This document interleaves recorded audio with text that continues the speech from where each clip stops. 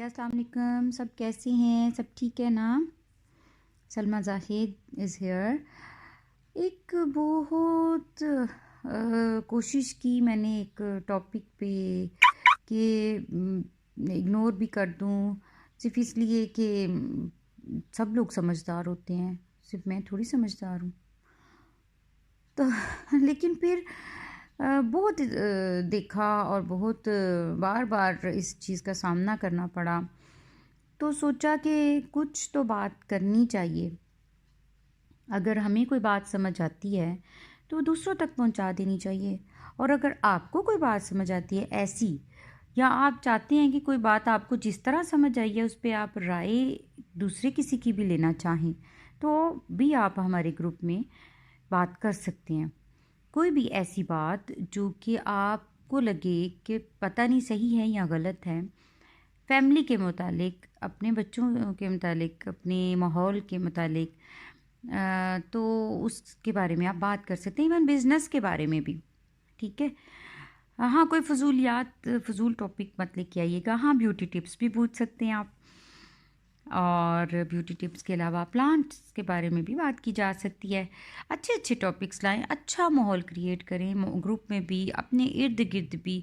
जहाँ आप अच्छी चीज़ें इर्द गिर्द रखते हैं, आपके माहौल में पॉजिटिविटी फैलती है, और बड़ा ही मतलब आप एक फीलिंग आती है आपको। डिप्रेशन में भी कहीं ना कहीं किसी कोने को देख के आपको सुकून फील होता है जब आप नेचर के पास रहते हैं, जब आप अपने इर्द गिर्द नेगेटिव चीज़ें नहीं देख रहे या कर रहे या नहीं रखते, तो बहुत फ़र्क पड़ता है इन चीज़ों से। अभी मैं जो बात करने जा रही थी वो ये थी कि तरबियत की ख़राबी, बच्चों की तरबियत की ख़राबी का शिकवा करते बहुत पेरेंट्स को देखा मैंने। बच्चे बात नहीं सुनते, बच्चे बात मानते ही नहीं, फॉलो नहीं करते, हमें मोबाइल में गुम रहते हैं। हम तो इतने सख्त माँ बाप थे, पर हम बड़े ही बाअदब थे। सर नहीं उठाया हमने कभी बच्चों के आगे, वालदैन के आगे। और हमारे बच्चे हैं, तड़क तड़क जवाब देते हैं हमें, इतना लाड करते हैं हम, उसके बावजूद बेअदब हैं।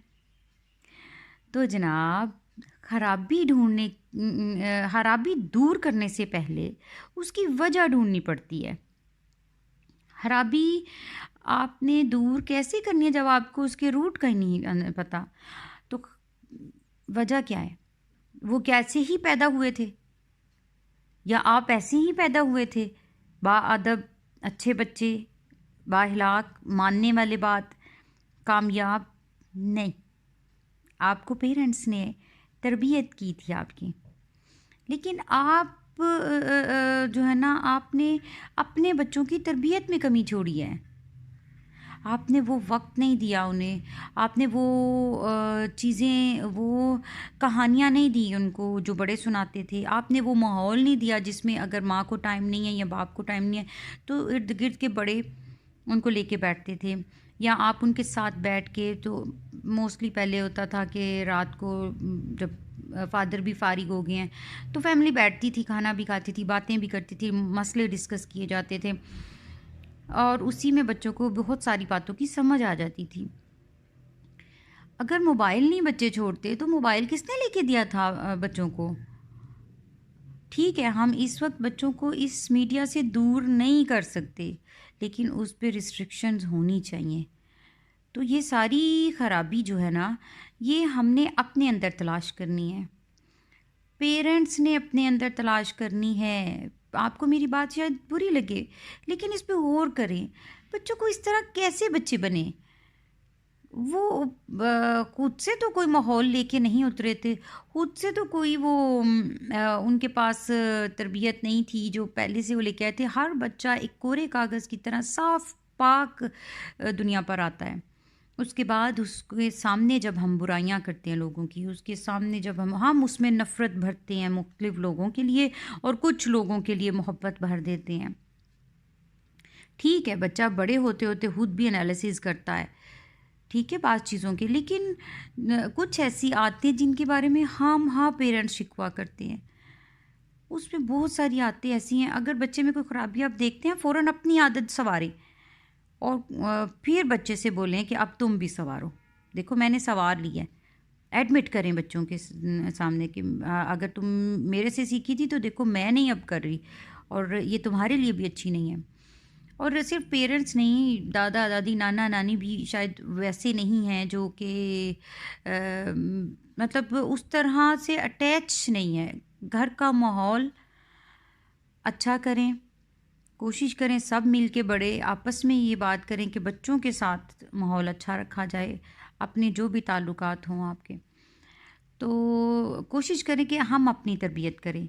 और अगर आप चाहते हैं कि इसमें कोई आपको मशवरा दिया जाए, कहीं फंस गए हैं आपकी ऐसी, तो हमारी कोशिश होगी कि हम अपनी नाक से करने की बात कर रहे हैं, ठीक है। अगर आपको कोई बात हमसे अच्छी पता है, आप हमें एडवाइस करें, ठीक है। लेकिन मैं चाहती हूँ कि थोड़ा सा आजकल के पेरेंट्स अपने ऊपर गौर करें। बाज़ दफ़ा ऐसे भी मराहिल आते हैं ज़िंदगी में जब पेरेंट्स को अपने जज्बात की कुर्बानी इसलिए देनी पड़ती है कि मैं तो बर्दाश्त कर लूँगी ये बात, अपने माहौल में किसी ना किसी तरह एडजस्ट करूँगी। माहौल नहीं अच्छा होता, कभी ससुराल नहीं अच्छा होता, या कभी कोई ऐसा माहौल होता है जहाँ आप बेहतर फील नहीं कर रहे होते, लेकिन हमें अपने जज्बात और अपनी इमोशंस की कुर्बानी दे के उन बच्चों की तरबियत करनी होती है। उन बच्चों की तरबियत ये सोच के भी करें कि वो हमारे पास अल्लाह ताला की अमानत हैं। ये वो टेस्ट है जिसका हिसाब देना है हमने जाके। आपने अपने ज़िंदगी को बेहतर बनाने के लिए सारा दिन कितनी जद्दोजहद की है, और अपने बच्चे की ज़िंदगी बेहतर बनाने के लिए आपने सारा दिन क्या किया है, ये एनालिसिस रोज़ रात को किया करें और ऑनेस्टली करें। तो ये सिर्फ मदर्स नहीं, फादर भी करें, लेकिन मदर से बात इसलिए ज़्यादातर की जाती है ऑब्वियसली कि मदर घर पर बच्चों को देखने की ज़िम्मेदारी मोस्टली उन्हीं पर होती है।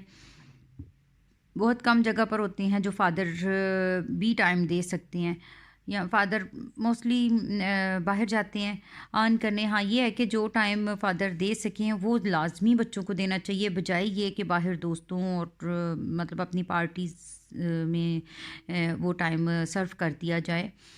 जो टाइम अगर आपको फुर्सत लगती है तो फादर्स को भी चाहिए कि वो बच्चों को टाइम दें। हमने अपनी नस्ल ठीक करनी है, ये नस्ल ठीक होगी तो हमारा पूरा माशरा ठीक हो जाएगा। हमें किसी गवर्नमेंट की ज़रूरत नहीं पड़ेगी कि वो आएगी तो हमें सुधारेगी, हमें सुधरना खुद है। पता नहीं मैं अपनी बात कन्वे कर पाई हूँ कि नहीं, लेकिन अगर आपको समझ आती है तो इस पे राय दें। बहुत शुक्रिया। अल्लाह हाफिज़।